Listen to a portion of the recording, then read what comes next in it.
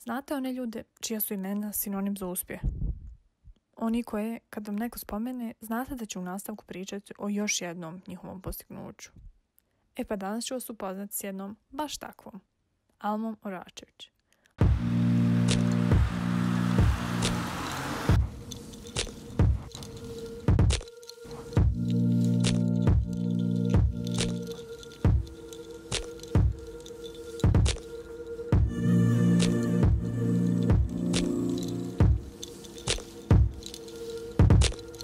Čekaj, a ko je Alma? Koja je Alma? Ima privatna Alma, ima poslovna Alma, imaš više Almi. Nisam ja podvojna ličnost, za to ne misliš sad. Alma je trenutno, što se tiče poslovne strane, docent na Tehničkom fakultetu Univerziteta u Bihaću. Predajem kodovanje, teoriju informacija i kodovanje, osnovu telekomunikacija i elektrotehniku 1 i 2 i osnove elektrotehnike na ostalim odsjecima. Dakle, elektrotehnički odsjek, drvni, mašinski i tako dalje. To je dakle onako što se tiče poslovno. Uz to što sam profesor ovdje, upravo sam se vratila iz Amerike sa postdoktorskog studija. To je onako jedna bitna stvar koja me oblikovala. Što se tiče ovog naučnog dijela, tu se bavim mrežama, to je moje područje, odnosno kriptografijom i sigurnošću tih istih mreža.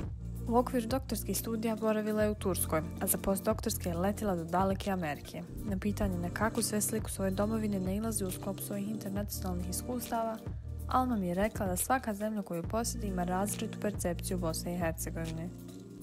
U Turskoj svi znaju za Bosnu i Hercegovinu, u Ankari su svi znali gdje je Bosna i Hercegovina, da je to njihova prijateljska država, da je to država koju vole, da oni vole Bosance i tako dalje.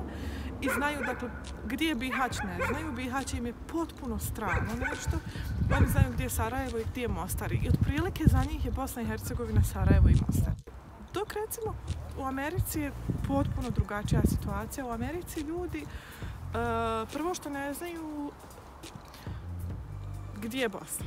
Prvo ne znaju šta je Bosna. Dakle, oni su, kad spomenete Bosnu, oni misle na Boston.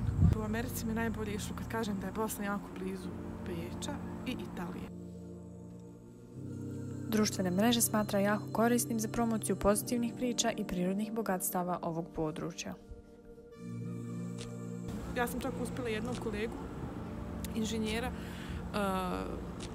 neću reći nagovoriti, on je dolazio u Italiju i s obzirom da sam ja tako lijepo, pošto smo imali ručak zajedno svaki dan, ja sam njemu rekla da je Bosna i Hercegovina. Predivno puštala sam te spotove, tako pričala sam i on je za godišnji odmor došao u Bihać, recimo. Ako gledate mikroskopski, to je ništa. Dakle, to je za Bosnu i Hercegovinu jedan čovjek i jedna žena koji su došli. Kad gledate malo širu sliku, ti ljudi su se vratili u Ameriku, u Atlantu, on se vratio na Georgia Tech gdje radi kao inženjer i prenio svoja pozitivna iskustva.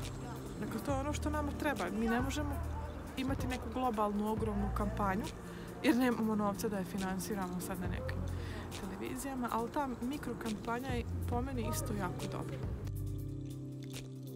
Iako zahtjevna, uloga neslužbenog ambasadora je usrećuje, baš zato što dolazi iz zemlje sa lijepim otiscima u historiji. Bosna i Hercegovina nije nigdje nikome učinila nažao. Nismo osnivali koncentracione logore, nismo protjerivali ljude, nemamo taj recimo stigmu rasizma kao Amerikanci što se uvijek srame te svoje rasističke prošlosti i stigmatizacije Afroamerikanaca. Ja sam upoznala onako puno Nijemaca koji su, dok su u Europi, oni su onako, ja sam Nijemac, tako. Međutim, kad dođu u Ameriku, kad kažu da su to što jesu, dakle kad kažu ja sam iz Njemačke, onda uvijek kaže ali mi smo sad moderna država. Dakle, naglasi da on se ne slaže sa Hitlerovim postavkama, da su oni moderni, otvoreni i tako dalje. Biti iz Bosne i Hercegovine, hvala Bogu, ne povlači za sobom nijedan od tih tako nemilih događaja. Mi jesmo bili u ratu, ali smo bili žrtva. Tako da ja sam jako ponosna. Dakle, kad kažem da sam iz Bosne i Hercegovine, kažem to ponosno. Nemam zadrške, nemam osjećaj gorčine, nemam potrebu da nešto dodatno naglašavam ili objašnjavam. Ponosna sam na to i jako je lijepo biti iz Bosne i Hercegovine. Slušajući impresivnu priču ove mlade Bišćanke, nisam mogla da je ne pitam kakve otiske ona ostavlja u pričama mladih ljudi koji svakodnevno ispunjavaju ove prostorije univerziteta i to sa željom da nešto nauče baš od nje. Kad me oni pitaju kako bi oni uspjeli, kad oni imaju svoje neke ideje, onda se trudim da im, tako da budem iskreno, da kažem realno, i da im kažem, dakle, ako budete učili, ako budete stručnjak u svom poslu, onda imate šanse i da putujete, i da se bavite naukom, ili da ne morate se baviti naukom, dakle, možete se baviti u nešto realnom sektoru, osnovati svoju start-up kompaniju, ako nemate već gdje se zaposliti, pa pokrenuti neki biznis, pa biti sam svoj gazda, recimo, pa... Jer IT je takav, dakle, vi možete raditi za nekoga, možete i sami da radite, ako imate neke dobre ideje, ako nađete dobrog investitora, možete i sami. Oni uglavnom odlaze u zemlje Evropske unije i tamo nalaze posao, recimo Deutsche Telekom, razne programerske kompanije i tako dalje. I time ih i na neki način motiviramo. Onaj ko je bolji, bit će konkurentni na tržištu i lakše će naći posao. I govorim im, dakle, samo radom i zalaganjem i trudom možete uspjeti. Sve ostalo je vrlo kratkog vijeka. To im govorim. I sad ima jedan studenta koji želi baš da se bavi naukom. U nauci nije novac, nauka nije sama po sebi nešto gdje će se vi obogatiti, ali ima svoje prednosti, recimo rad sa mladim ljudima, putovanja, konferencije, upoznavanje različitih mladih ljudi, recimo moje iskustvo u Americi gdje sam predavala kompjuterske mreže na američkom univerzitetu njihovim studentima je neprocjenjivo. Ja sam imala grupu od 70 studenata, od tih 70 studenata mislim da je 50 tako negdje bilo Amerikanaca, baš američkih državljana, a 20-ak je bilo internacionalnih studenata iz Kine, iz Njemačke, imala sam čak i 2 Bosanca.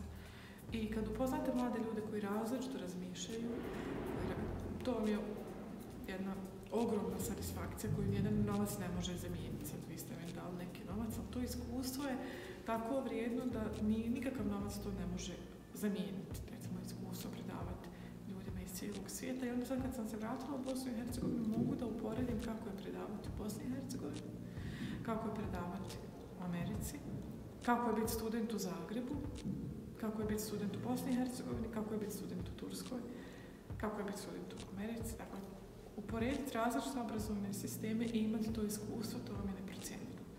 I za mene kao predavača, kao profesora i za mene kao osobu. Dakle, ja uvijek sa studentima govorim, nije sve u tome da vi dobijete brzo posao u nekom realnom sektoru i da zaradite gomilu para. Jeste, ali vam je to cilj.